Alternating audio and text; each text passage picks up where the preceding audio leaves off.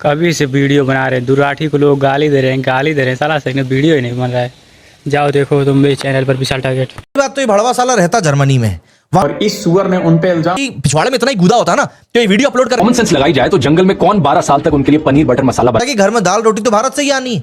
Recent में in German में बैठे कुत्ते की एक वीडियो आती है, उसमें ये बताते हैं कि भगवान राम जब जंगल गए थे, वनवास हुआ था, तो जाहिर सी बात है वहां पे इनको कोई पनीर बटर मसाला नहीं देता रहा होगा, तो ये मांस ही खाते रहे होंगे। से लोगों के मन में उठता है क्योंकि अब पांडवों ने और श्री राम ने भी मांस खाया होगा। अब कॉमन सेंस लगाई जाए तो जंगल में कौन 12 साल तक उनके लिए पनीर बटर मसाला बना रहा होगा। लेकिन इस सुअर को मैं ये बताना चाहूंगा कि जब तुम रामायण पढ़ोगे तो उसमें का अरण्य कांड एक है और एक है अयोध्या कांड। उसमें जब पढ़ोगे तो उसमें खुद लिखा है वाल्मीकि जी ने कि जब राम सीता लक्ष्मण वनवास में थे तो केवल वो कंद फल फूल खाते थे और उसी से उन्होंने गुजारा किया है, ना कि मांस खाते थे। और राम भगवान को माना भी इसीलिए, पूजा भी इसीलिए की जाती है क्योंकि वो मर्यादा पुरुषोत्तम राम थे, उन्होंने त्याग किया था।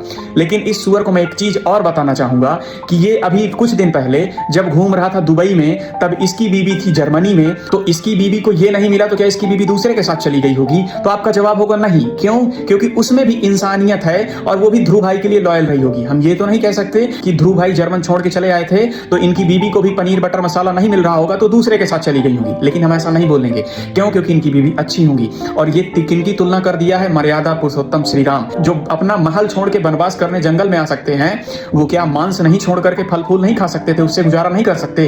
और इस सुअर ने उन पे इल्जाम लगा दिया कि वो भी मांस खाते थे। और अब यहाँ पर एक ऐसा सवाल आता है जो बहुत से लोगों के मन में उठता है कि क्या पांडवों ने और श्री राम ने भी मांस खाया होगा। अब कॉमन सेंस लगाई जाए तो जंगल में कौन 12 साल तक उनके लिए पनीर बटर मसाला बना रहा होगा। ये बहुत ही बढ़िया टैक्टिक है अपने ऑडियंस को खुश करने की, क्योंकि हमें पता कि इनकी ऑडियंस कौन है, उन्हें खुश करने की कि किस तरह से आप पनीर बटर मसाला कहकर वहां पर मस्करी कर रहे हो, क्योंकि ऐसी हिम्मत नहीं है इनमें कि ये किसी और रिलीजन को इस तरह से टारगेट कर रहे हैं। रिमेंबर नुपुर शर्मा के साथ क्या हुआ था? उसने भी तो एक किताब को ही कोट किया था, बट वहां पर कितना आउटरेज हुआ था। एंड अगर आपको याद हो तो किस तरह से इसी ध्रुव राठी ने सिखों के ऊपर भी वीडियो बनाई थी, जिसको बाद में उसने टेक डाउन कर दिया था क्योंकि बहुत ज्यादा आउटरेज हो रहा था। बट इस केस में उसे कोई आउटरेज मिलेगा नहीं, अगर मिलेगा भी तो उसके फायदे का ही होगा, क्योंकि आफ्टर ऑल इसको व्यूज चाहिए। एक पर्टिकुलर रिलीजन को पंचिंग बैग बनाकर ह्यूमिलेट करने से केवल पेड़ों से फल तोड़कर खाते हुए पांडवों ने 12 साल निकाल दिए। हमें यहाँ पर गेस करने की जरूरत नहीं है। मेरा आपसे सवाल है, क्या हमने कभी पांडवों को भगवान माना है? हमारे रिलीजियस टेक्स्ट बुक्स में ये बताया गया है कि हमारा क्षत्रिय धर्म क्या है, हमें अपने सर्वाइवल के लिए क्या क्या करना होता है। मांस खाना सर्वाइवल का हिस्सा है, ना कि कोई लाइफस्टाइल। क्या राम ने भी मांस खाया? सच बात यह है दोस्तों कि वेदों और वाल्मीकि रामायण में भी मीट खाने के उदाहरण मिलते हैं। स्वामी विवेकानंद ने भी अपनी किताब you are actually quoting Swami Vivekananda book. क्या बोलूं अब मैं क्या बोलूं? मेरे पास कोई शब्द नहीं। आर यू द वन जिसने ये कहा था कि रामायण जैसा कुछ है नहीं, ऐसे थोड़ी होता है कोई उड़ता हुआ विमान आए और माता सीता को लेकर जाए? Do you pray? I'm guessing you don't pray if you're an atheist, but I don't pray, क्योंकि बचपन में मुझे जब कहानियां सुनाई जाती थी हाँ. तभी मुझे डाउट होता था जब मैं 7-8 साल का था कि ये क्या बोलने लग रहे हैं, ऑब्वियसली रियल नहीं हो सकता। मुझे रामायण महाभारत की कहानियां सुनाई गई थी बचपन में, मैंने कहा था ये कैसे पॉसिबल हो सकता है कि ये बंदरों की सेना थी और ऐसा था और ये विमान उड़ते थे उस टाइम पे। तो अभी तुम वाल्मीकि रामायण को क्यों कोट कर रहे हो? इसने जितने भी स्टेटमेंट्स दिए, जितने भी कोट किए हैं, उनमें से मैक्सिमम चीजें ध्रुव राठी जिस तरीके से अब काम कर रहा है ना, क्लियर तौर पर समझ में आ रहा है कि ये कितना ज्यादा बेसब्र हो चुका है अपने लोगों को सरकार में बैठा हुआ देखने के लिए।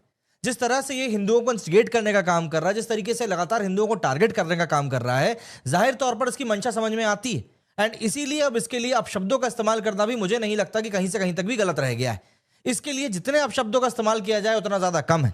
पहली बात तो ये भड़वा साला रहता जर्मनी में है, वहां पे बैठ के वहां की बात नहीं करेगा, वहां पे बैठ के भारत की बात करेगा, क्योंकि इसको ही पता है कि घर में दाल रोटी तो भारत से ही आनी है। सबसे पहले इस केस के बारे में समझिए। उसाफ अली खान अलग अलग कार में करता था 11वीं की छात्रा के साथ में दुष्कर्म।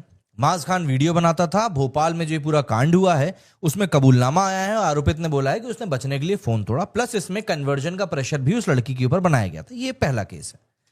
दूसरा केस है यहाँ पर मुस्लिम युवतियों ने हिंदू युवतियों से दोस्ती कर भाइयों से कराया दुष्कर्म। मतलब आप इमेजिन करिए कि एक लड़की एक दूसरी लड़की को अपनी सहेली बनाती है और फिर अपने भाई के पास में भेज देती है। ये भी भोपाल का ही केस है और ये भी हफ्ते 10 दिन पहले का ही केस है।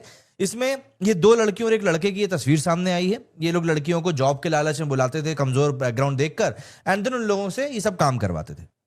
अब अगर ये जो फैक्ट्स हैं, ये अगर आपको लगता है कि नहीं ये तो सब प्रोपेगेंडा है, एजेंडा, तो साहब तुमसे बड़ा अंधा कोई नहीं है।